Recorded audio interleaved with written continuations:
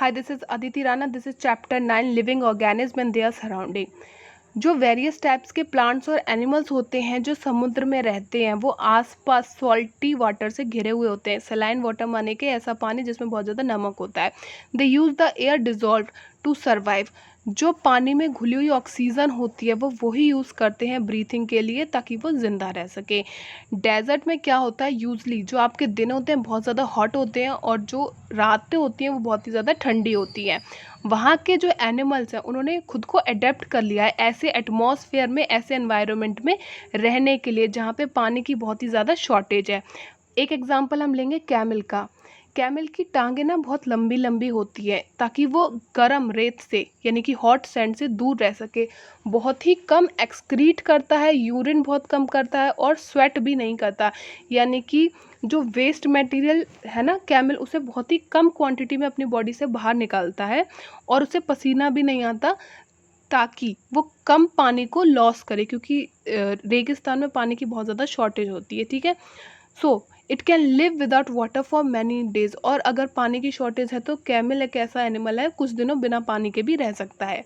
Animal like snakes and rat stay inside the burrows in the sand to keep themselves away from intense heat. क्योंकि desert में बहुत ज़्यादा गर्मी होती है. ठीक है. गर्म रेत से खुद को बचाने के लिए ये क्या करते हैं, बहुत अंदर ज़मीन के बहुत अंदर अपने होल्स में जाके रहने लगते हैं. You can see the image ऐसी है. स्नेक और रैट बहुत अंदर जाके अपने बैरोस में रहने लगते हैं ताकि वो डेजर्ट में इंटेंस हीट से बचे रहें. नेक्स्ट हम बात करेंगे प्लांट्स की. जो डेजर्ट प्लांट्स होते हैं ना उनमें लीफ या तो एब्सेंट होती है यानी कि होती ही नहीं है पत्तियाँ, और वेरी स्मॉल या फिर बहुत ही छोटी होती हैं, और present in the shape of spine या फिर अगर प्रेजेंट होती है ना तो कांटों की शेप में होती हैं. क्यों? ताकि वो रिड्यूस कर सके लॉस ऑफ वाटर. ठीक है. क्योंकि वैसे क्या होता था प्लांट्स में एक प्रोसेस होती थी ना ट्रांसपिरेशन जिसमें वाटर होता था वो वाटर वेपर्स की फॉर्म में इवेपोरेट हो जाता था. तो अब वैसा ना हो पाए इसलिए क्या होगा, या तो पत्तियां हैं ही नहीं या बहुत छोटी हैं, और अगर हैं तो कांटों की शेप में है ताकि कम से कम पानी ट्रांसपिरेशन प्रोसेस की वजह से इवेपोरेट हो. See this image. Some typical plants that grow in desert. As you can see यहाँ पे क्या हो रहा है, देखिए इनकी जो प्लांट्स हैं, जो नॉर्मल प्लांट्स होते हैं ना उनकी लीव्स के कंपैरिजन में इनकी कितनी डिफरेंट है. यहाँ पे कांटे कांटे हैं, कितनी थिन है, स्मॉल है, कांटे से हैं, अलग तरह की हैं. कैक्टस है यहाँ पे. इसी तरह के प्लांट्स यहाँ पे मोस्टली ग्रो करते हैं. Next question. Which of the following leaf modification occur in the desert area in a habitat water loss. अगर डेजर्ट एरिया है तो वहाँ पे वाटर लॉस को कम करने के लिए किस तरह की लीव्स पाई जाती हैं डेजर्ट में.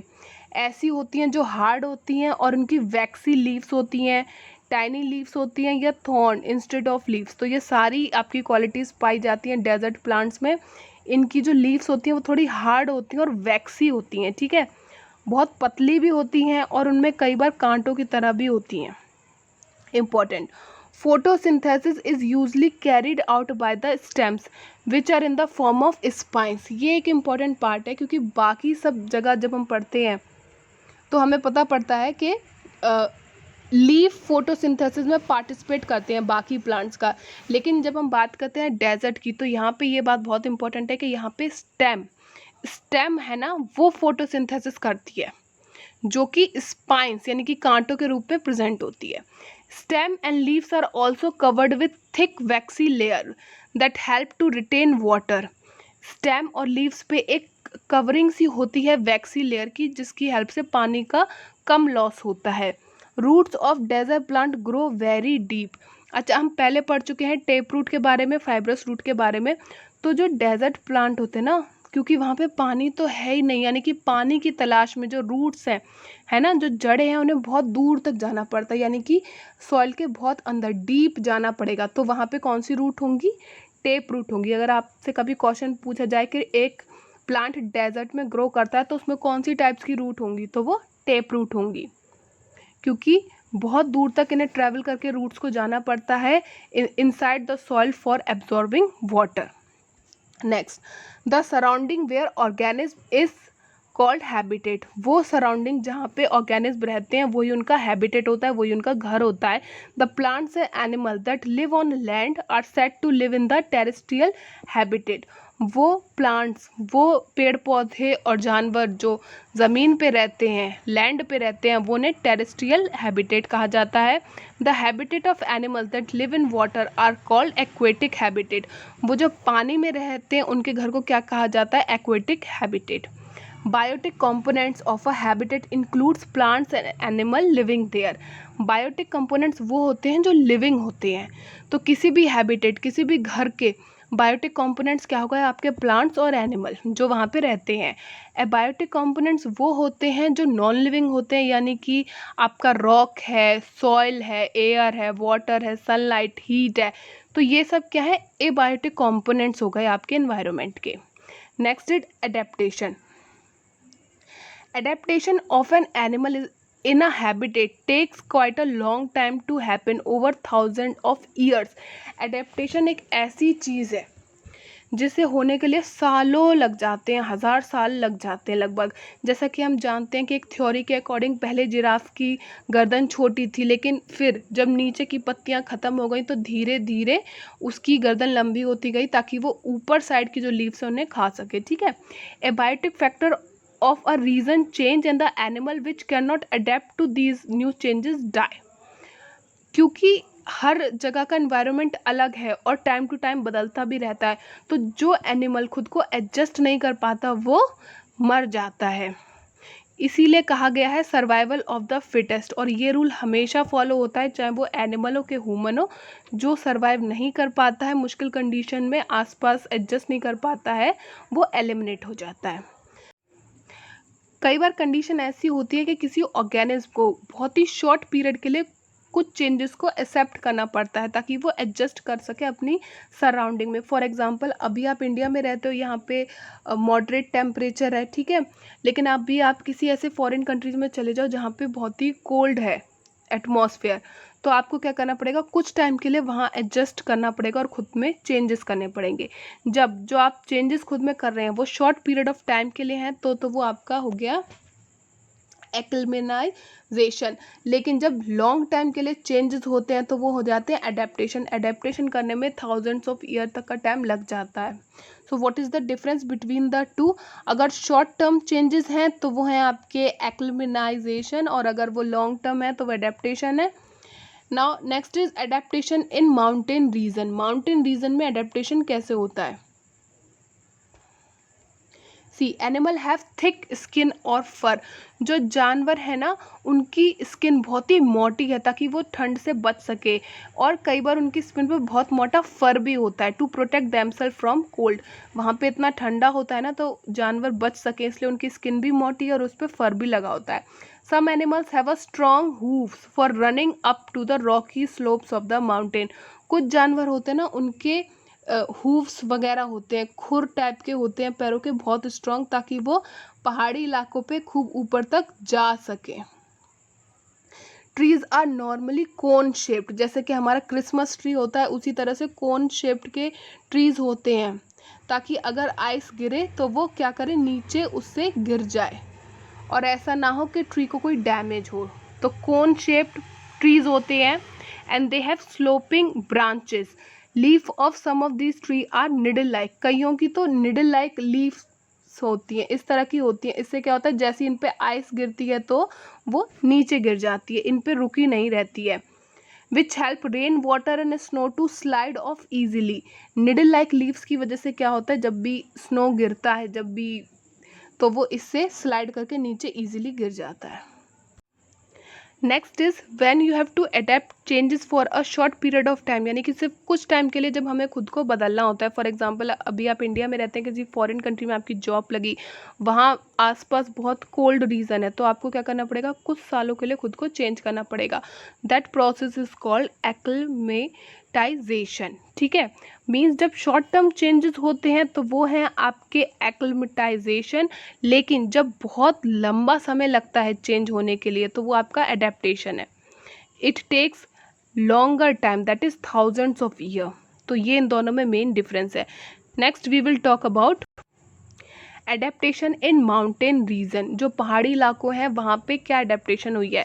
एनिमल्स हैव थिक स्किन और फर, जो जानवर होते हैं माउंटेन रीजन में उनकी जो स्किन होती है ना, चमड़ी बहुत मोटी होती है ताकि उन्हें ठंड ना लग जाए, और कई बार उस पर फर भी लगा होता है मोटा मोटा, जो उन्हें कोल्ड से यानी कि ठंड से बचाता है। Some animals have strong hooves, कुछ एनिमल्स के ना बहुत स्ट्रॉन्ग हूव्स होते हैं, ऐसे खुर होते हैं ताकि वो माउंटेन रीजन पे आसानी से चढ़ उतर सकें और उन्हें ठंड ना लगे और ना ही वो गिरे।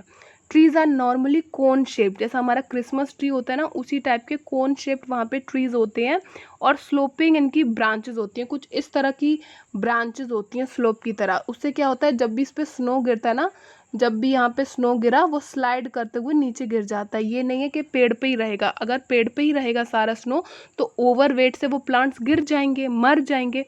तो इसलिए क्या होता है, स्नो स्लाइड कर ले, इसलिए इनकी जो ब्रांचेस होती है ना वो स्लोपिंग होती हैं, ठीक है। और कई बार इनकी जो लीव्स होती हैं ना वो निडल लाइक होती हैं, सुई की तरह होती हैं।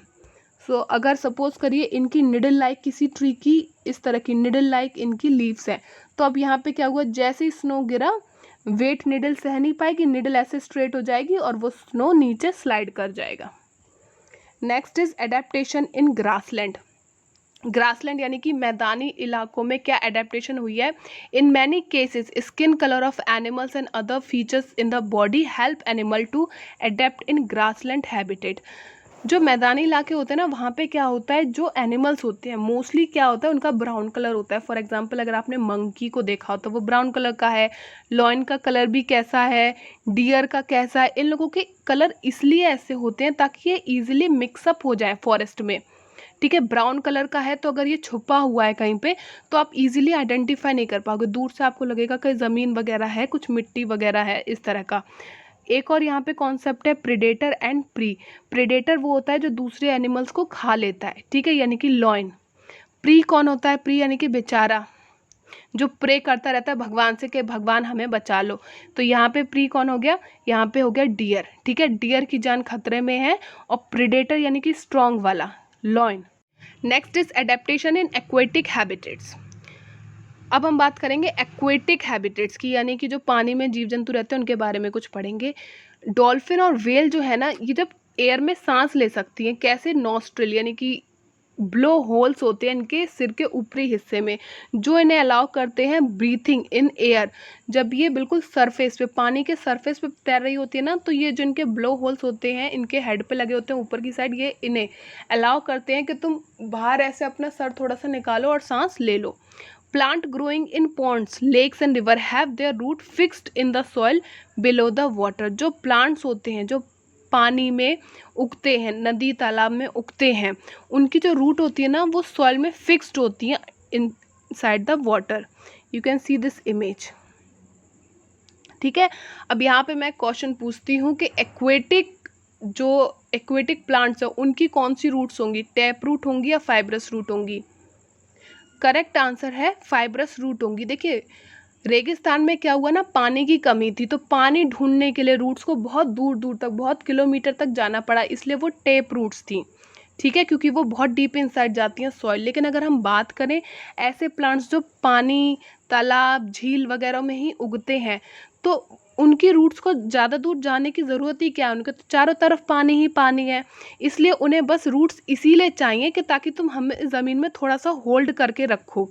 तो इसलिए यहाँ पे जो रूट होती हैं वो आपकी कौन सी होती है, फाइब्रस रूट्स, ठीक है। In aquatic plants root are much reduced in size, क्योंकि उनका मेन फंक्शन क्या है, इन्हें सिर्फ प्लांट को होल्ड करना है, तुम्हें पानी की कोई कमी नहीं है, बस प्लांट को होल्ड करो, इसलिए यहाँ पे फाइब्रस रूट होती है।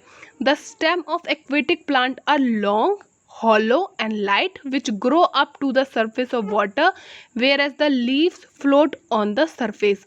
तो इसकी स्टेम, इसका तना बस इतना ही होता है कि नीचे जाए और उसे होल्ड करते रहे बस, और जो इनकी लीव्स वगैरह होती है ना वो पानी की सतह पे तैरती रहती हैं। Next is difference between living and non living. अब हम देखेंगे लिविंग और नॉन लिविंग के बीच में डिफरेंस। जो लिविंग होते हैं they can move from one place to another, एक प्लेस से दूसरे प्लेस पे जा सकते हैं, जबकि जो नॉन लिविंग है वो एक जगह से दूसरी जगह नहीं जा सकते, आपको उन्हें खुद ले जाना पड़ेगा। फॉर एग्जांपल आपका कूलर है, टीवी है, फ्रिज है, जहाँ रख दो आज और सो जाओ वहीं रखा रहेगा। ये नहीं सुबह उठे तो टीवी चल के 2 रूम क्रॉस करके पड़ोसियों के घर पहुँच गई, ऐसा नहीं होता है। Second, need air to breathe, जो लिविंग होते हैं उन्हें सांस लेने के लिए एयर चाहिए, जबकि नॉन लिविंग है ना वो ब्रीथ नहीं कर पाते हैं।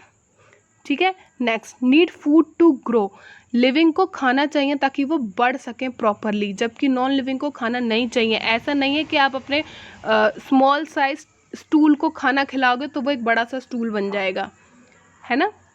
सेकेंड, रिप्रोडक्शन, लिविंग में रिप्रोडक्शन होता है ताकि वो अपने जैसे यंग वन ला सकें इस दुनिया में, जबकि नॉन लिविंग में रिप्रोडक्शन नहीं होता, नहीं तो हम एक आईफोन खरीदते और उनके कई आईफोन बच्चे हो जाते। फील एंड रिएक्ट, लिविंग जो होती है वो फील करते हैं, रिएक्ट करते हैं। अभी आपको कोई थप्पड़ मारे आपको बुरा लगेगा, अभी कोई आपकी तारीफ करे तो आप खुश हो जाओगे, यानी कि आप फील करते हो हर चीज़ को और उस पर रिएक्शन भी देते हो, जबकि नॉन लिविंग को कोई रिएक्शन नहीं है, कोई फीलिंग नहीं है। ठीक है, आपने अपना बैग स्कूल से जल्दी आए और ज़मीन पे फेंक दिया, ऐसा नहीं है बैग गुस्से में रो रहा होगा कि मेरी बहुत इंसल्ट हो गई, ऐसा कुछ नहीं है। नेक्स्ट, एक इम्पॉर्टेंट पॉइंट है, earthworm breathe through their skin, जो अर्थवर्म होता है ना वो सांस कैसे लेता है, अपनी स्किन से, and this is a important point, जो चीज़ बाकियों से डिफरेंट होती है वही इंपॉर्टेंट होती है। नेक्स्ट, सी दिस इमेज, यहाँ पे सिर्फ लिविंग और नॉन लिविंग का डिफरेंस दिखाया है। You can C a mother and child, यानी कि रिप्रोडक्शन प्रोसेस है, यानी कि ये काव है ना अपने बेबी के साथ, ये क्या है, लिविंग है, क्योंकि ये रिप्रोडक्शन यहाँ पे हो रहा है, यंग वंस प्रोड्यूस हो रहे हैं, यानी कि ये रिप्रोडक्शन है, लिविंग। यहाँ पे प्लांट है, पहले छोटा था साइज में, फिर धीरे धीरे ग्रो हुआ, प्रॉपर ग्रो कर रहा है, यानी कि प्लांट्स भी क्या है, लिविंग है। That's all for today, thanks for listening.